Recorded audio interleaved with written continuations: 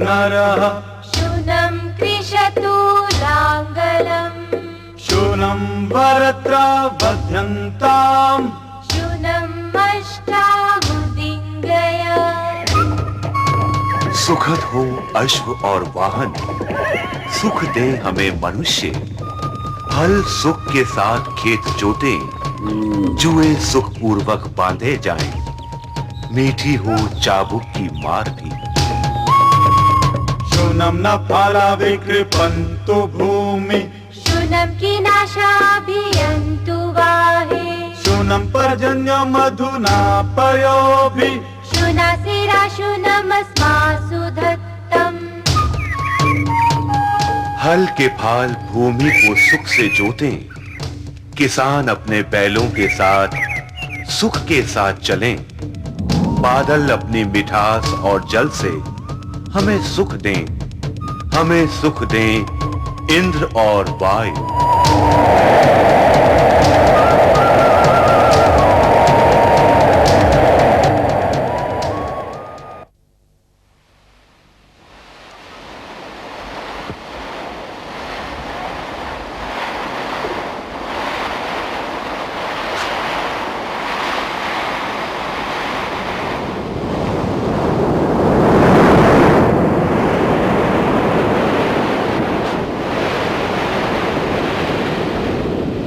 आज से लाखों साल पहले कैसी थी हमारी दुनिया, कैसे थे उस दुनिया के बाशिंदे, जीव जंतु, पेड़ पौधे, और कैसे थे हम, यानी हमारे आज के इंसान के पूर्वज।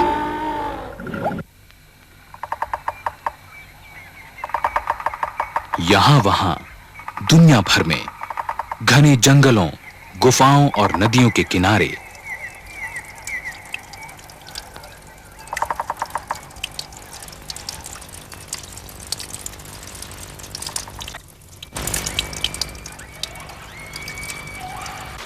पत्थर, कार्बन, लवण और खनिज, टीलों कछारों में बिखरे हुए फॉसिल्स यानी जीवाश्म, ये सब हमें आज से लाखों साल पहले के जीव जंतुओं और पेड़ पौधों की धुंधली सी जानकारी देते हैं।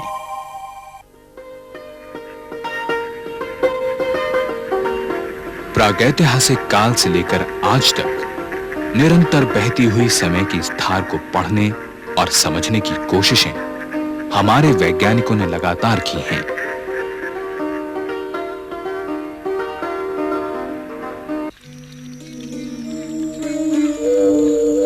आज से लगभग 20 लाख साल पहले हमारे पूर्वजों की शक्ल शायद ऐसी ही थी।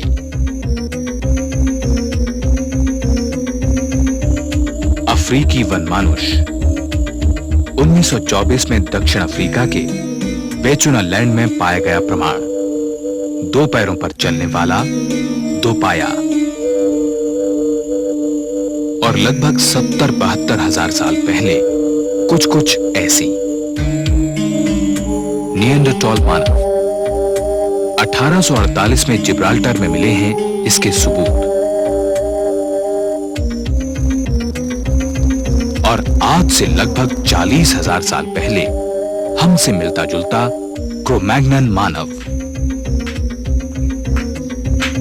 पत्थर के औजारों का दक्ष शिल्पकार। लाखों साल में वक्त के बदलाव के साथ साथ यह दुनिया भी बदली है।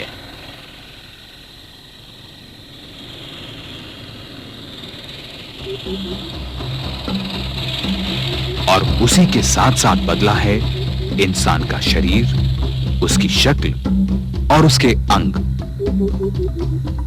सबसे मुख्य बदलाव थे गर्भावस्था की अवधि में लगभग 60 दिन की बढ़ोतरी, जबड़े और उसकी पेशियों में कमी, अंगूठे और हथेली का विकास, स्टीरियोस्कोपिक दृष्टि और श्रवणेंद्रियों का विकास, शरीर के रोयों में कमी, कैनाइन दांतों के ना रह जाने से जबड़ों का सिर्फ ऊपर नीचे ही नहीं दाएं बाएं भी चलना, शायद जबड़ों की इसी स्वतंत्रता से ही विकसित हो सकी इंसान के बोलने की क्षमता।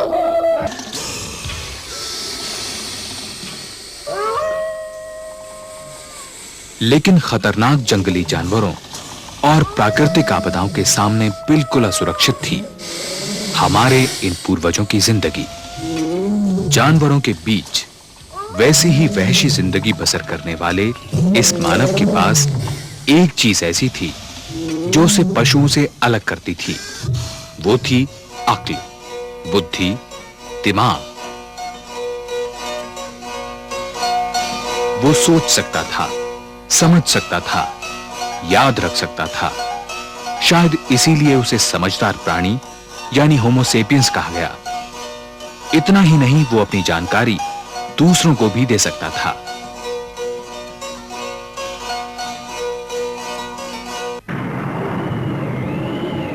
आसमान में पैदा होने वाली बिजली की चिंगारियों या पेड़ों की सूखी टहनियों के एक दूसरे से रगड़ खाने से लगने वाली आग जंगलों को जला डालती।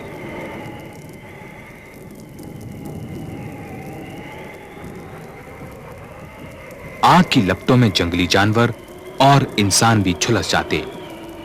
हालांकि आदिम इंसान ने पत्थर के बेडौल औजारों का प्रारंभिक इस्तेमाल 5 लाख साल पहले ही शुरू कर दिया था, लेकिन उसकी सबसे बड़ी उपलब्धि थी आग पर जीत। उसने आग के जलने और बुझने के रहस्य को जाना और जरूरत के अनुसार इस्तेमाल करना शुरू किया। चीन के चाओ कोउ तियान की गुफाओं में पाई गई राख की 6 मीटर मोटी परत आग पर मनुष्य के नियंत्रण के सबसे पुराने सबूत हैं। आग से वो अब भी डरता था, लेकिन आग उसके लिए उपयोगी थी। भय और उपयोगिता का दोहरा रिश्ता, आग और इंसान का जटिल संबंध। आज से 4 लाख साल पहले मानव इतिहास का वो एक अहम मोड़ था। आग के सहारे वो ठंड, शीत और अंधकार से बच सकता था। जंगली जानवरों को डराकर अपनी रक्षा कर सकता था। अब वो भोजन को आग में भूनने और पकाने लगा।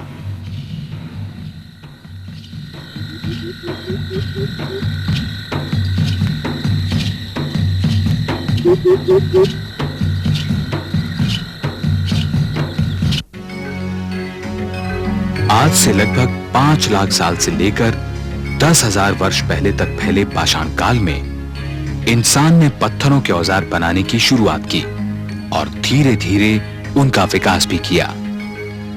पाषाण काल के 3 चरण थे: पुरा पाषाण काल, मध्य पाषाण काल और नूतन पाषाण काल। मनुष्य के प्रारंभिक पाषाण औजार आकार में बड़े और भारी होते थे। दूसरे चरण में इनका आकार छोटा हुआ और नुकीलापन बढ़ा।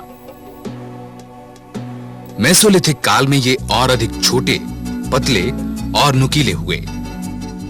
इनका इस्तेमाल तीर या भाले की नोक के रूप में या लकड़ी में फंसाकर हंसिए चाकू के रूप में होने लगा।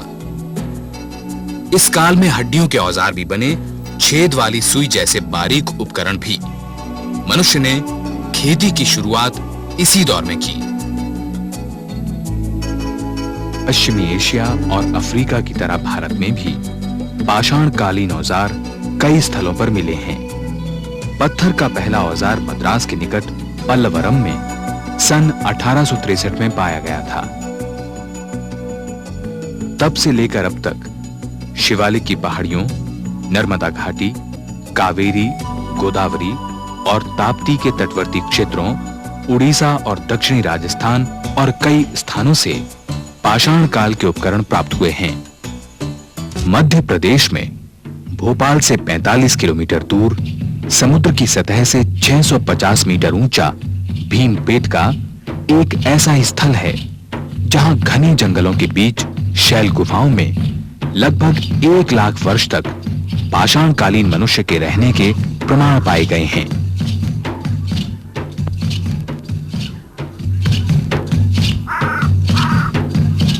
ये वो काल था जब मनुष्य भोजन के लिए कंदमूल फल और जंगली पशुओं के शिकार पर निर्भर था। 1 लाख वर्ष तक लगातार एक ही स्थल पर मनुष्य के रहने के प्रमाण कम ही मिलते हैं। भीमबेटका इसीलिए एक महत्वपूर्ण पूर्व ऐतिहासिक स्थल है। सिर छिपाने के लिए प्राकृतिक गुफाएं, शैल आश्रय, भोजन के लिए जंगली वृक्ष और तरह-तरह की वनस्पतियां, पीने के लिए पानी और शिकार के लिए जंगली जानवर, सांभर, चीतल, नीलगाय, खरगोश, हिरण तथा गौर आदि।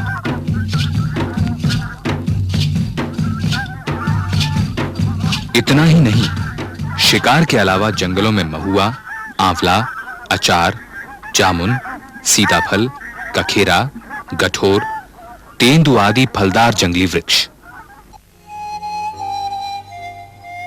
श्रीलंका में वेनिलेला एक ऐसा ही स्थल है जहां जंगली केले, कटहल, कैनल, जमीनी तथा जलीय वनस्पतियों के प्रमाणों से अनुमान लगाया गया है कि पाषाणकालीन मानव अपने भोजन के लिए किन वृक्षों और वनस्पतियों पर निर्भर था।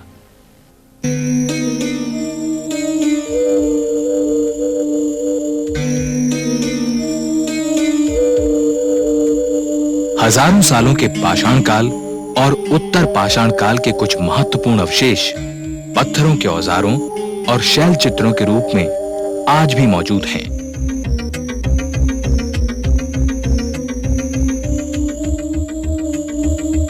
उड़ीसा, बिहार, पंजाब, हिमाचल और मध्य प्रदेश के कुछ शैल गुफाओं में उकेरी गई ये आकृतियां शिकार के दृश्य, वाराह, जंगली सांड, वन भैंसा, हिरन, शेर जैसे जंगली पशु,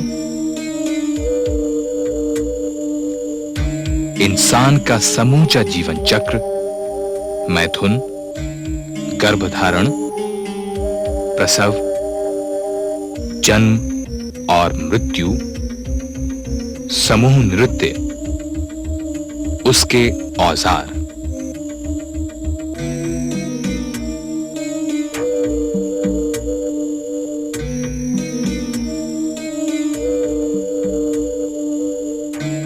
भीमबेटका के 750 शैलाश्रयों और गुफाओं में अंकित लगभग 500 चित्र अतीत में खुलने वाली उन खिड़कियों की तरह हैं जिनमें से झांककर हम अपने पूर्वजों की जिंदगी का कुछ अनुमान लगा सकते हैं।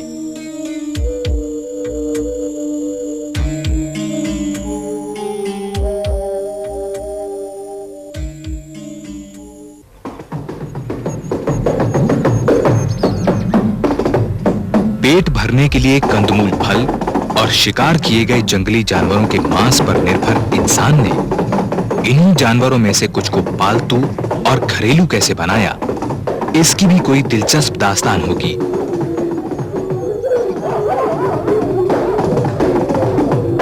अनुमानों के अनुसार लगभग 20,000 साल पहले इंसान ने भेड़िया प्रजाति के पशु को पहले पालतू बनाया। यही उसका शिकार का चौकन्ना और वफादार साथी भी बना। इसी दौर में इंसान ने अपने इर्द गिर्द के अन्य पशुओं के स्वभाव और व्यवहार को गहराई से जाना और उनमें से कुछ को अपनी उपयोगिता के सांचे में ढाला। भारतीय उपमहाद्वीप के बलूचिस्तान वाले क्षेत्र और राजस्थान के बागोर में झुंड में रहने वाले पशुओं को घरेलू बनाने के सबसे पुराने प्रमाण मिले हैं। झुंड में रहने वाले और एक दूसरे के पीछे चलने वाले पशुओं को घरेलू बनाना आसान भी था। इसीलिए सबसे पहले बकरी, भेड़, सुअर और कुछ बाद में बैल जैसे पशुओं को पालतू बनाया गया। तापमान में गर्मी और शुष्कता का बढ़ना, जनसंख्या में वृद्धि और भोजन के पुराने स्रोतों की कमी ने ही इंसान को इसके लिए प्रेरित किया। इन पशुओं से उसे मांस, हड्डी, वसा और तन ढकने के लिए खाल मिलती थी। रोएदार भेड़ की खाल के ऊनी आवरण उसे ठंड से सुरक्षित रखते थे।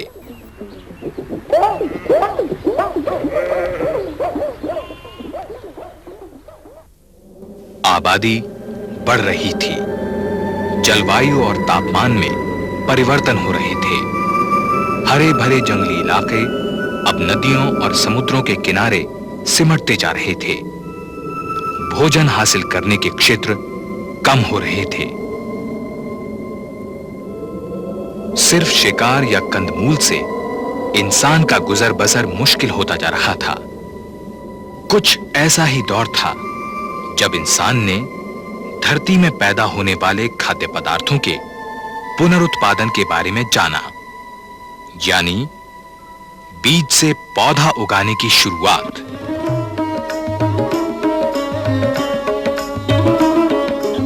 ईसा से 7-8 हजार साल पहले खेती की पहली शुरुआत, मानव सभ्यता में नए युग का पदार्पण, कृषि युग में प्रवेश।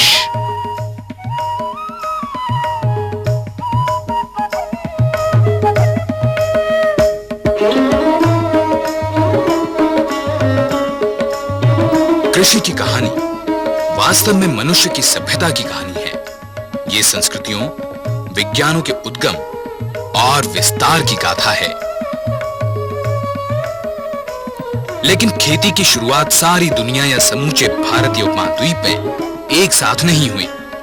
अनुकूल भौगोलिक स्थिति, जलवायु, तापमान और पर्यावरण के अलावा खेती की शुरुआत उन्हीं क्षेत्रों में सबसे पहले हुई जहां ऐसे जंगली पौधे और घास मौजूद थे जिन्हें मनुष्य द्वारा उगाया जा सके।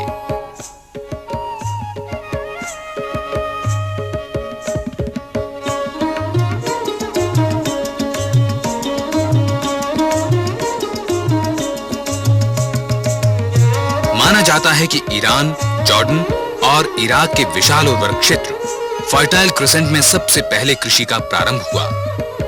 सबसे पहले उन जंगली घासों को घरेलू बनाया गया जो सघनता में एक साथ उगते थे और जिनके बीज पौष्टिक होने के साथ साथ लंबे समय तक संग्रह किए जा सकते थे। नवपाषाण काल में जिन पौधों की प्रारंभिक खेती के प्रमाण मिले हैं वे हैं गेहूं, जौ, धान, कुटकी, कुल्थी, रागी और ज्वार।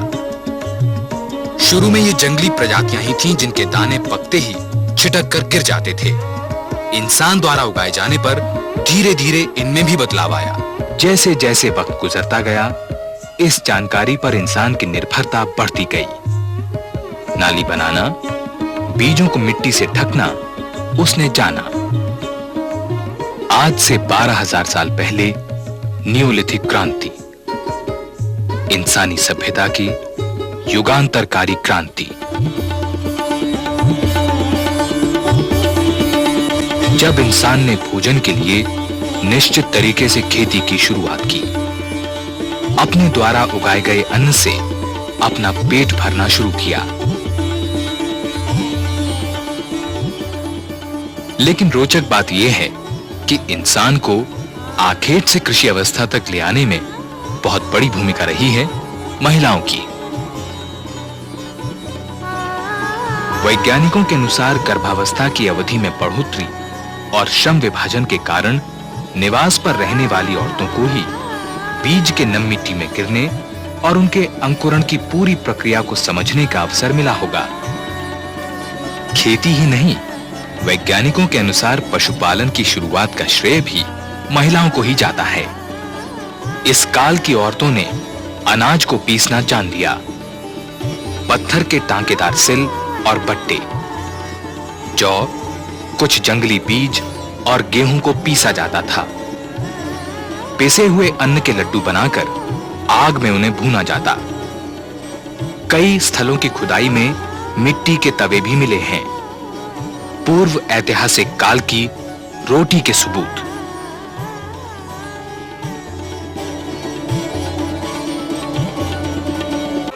आबादी बढ़ती गई, भोजन के लिए जंगल जंगल भटकना और घुमंतु जीवन बिताना कम होता गया। खेती, बीजों के भंडारण और पशुपालन के लिए इंसान का एक जगह स्थायी तौर पर बसना जरूरी हो गया और इस तरह उभरने लगा मानव सभ्यता का एक नया रूप, गांव।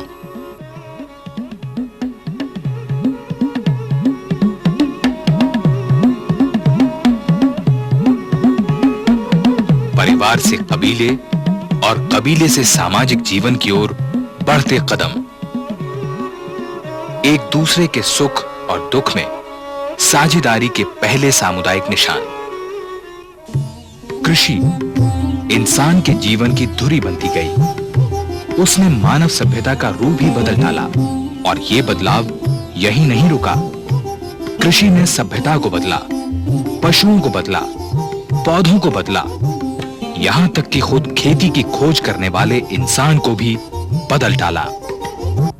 उत्तर पश्चिम में मेहरगढ़, कश्मीर के गुफरक्राल और पुरझोम तथा महाराष्ट्र के इनाम गांव आदि में मिले प्राचीन बस्तियों के फर्श पर बने ये गड्ढे अन्न और बीजों के भंडारण या संरक्षण के ही प्रमाण हैं।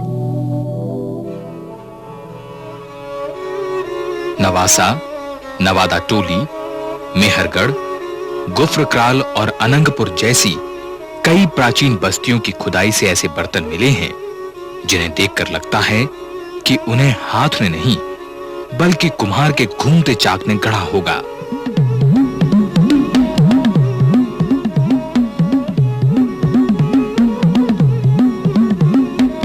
यानी अनुमान लगाया जा सकता है कि तब तक इंसान ने पहिए की खोज कर ली थी।